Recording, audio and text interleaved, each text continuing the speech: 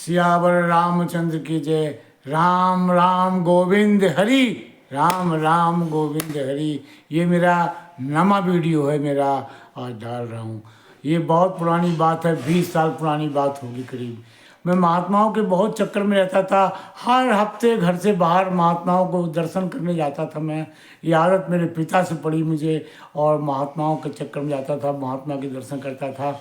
एक बार महात्मा ने कहा था कि एक जगह मेला है, वहाँ चलेंगे महात्माओं का। मैंने कहा चलेंगे महाराज जी। बोला वहाँ सैकड़ों महात्मा आए भी होंगे, तुम्हारे देख के तुम्हारी तबीयत खुश हो जाएगी। मैंने कहा उनका दर्शनों के हो जाएंगे, उनकी हवा ही मेरे सिर से टकरा जाएगी, उसी में मेरा बहुत लाभ हो जाएगा। और मैं पहुंच गया, वहाँ पर पहुंच गया। देखा तो पूरे चारों तरफ जैसे क्रिकेट का स्टेडियम नहीं बना होता है, ऐसे चारों तरफ सीढ़ियाँ से ऐसे स्टेज से बने थे।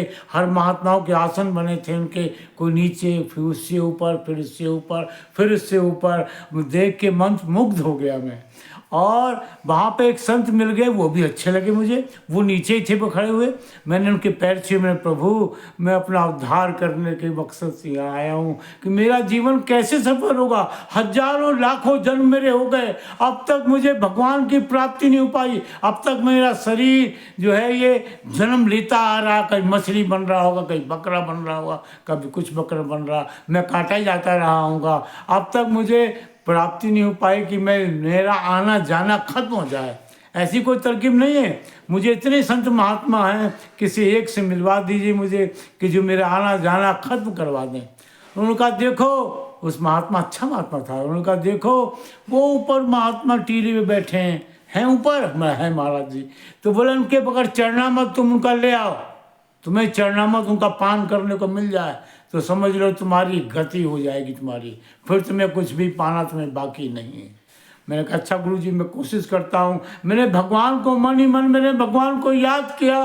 मैंने प्रभु तुम्हारे यहाँ इंसाफ है, मैंने अगर सच्चे मन से महात्माओं को याद किया हो और आपको याद किया हो, कभी भी एक पल भी याद करा हो, तो मुझे उसका फल देना। मुझे आज चरणामृत मुझे उनका मिले। और मैं फटाफट तेज कदमों से ऊपर पहाड़ की तरफ चढ़ने लगा।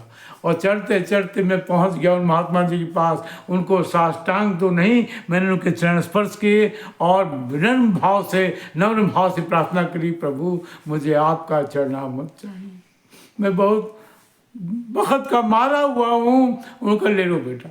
मेरे हाथ में बेला था फूल का, मैंने उसमें जल गिराया, उनके अंगूठे से, पैर के अंगूठे में जल गिराया और बेला नीचे कर दिया और उसमें चरणामृत ले लिया। मैंने करीब आधा बेला, करीब 100-150 ग्राम करीब जल चरणामृत उनका ले लिया। और लेने के बाद सूर्यनारायण भगवान सामने निकले हुए थे, जैसे मेरी तरफ देख रहे हूँ, वो तो सबकी तरफ देखते हैं बेचारे। और फिर मैंने उनसे कहा प्रभु अगर ये वाकई में असली चरणामृत बन गया, अगर इसमें वाकई में जान है और ये असली चरणामृत बन गया, तो मैं इसका पान कर रहा हूँ, ये पीने में शरबत की तरह मीठा लगे।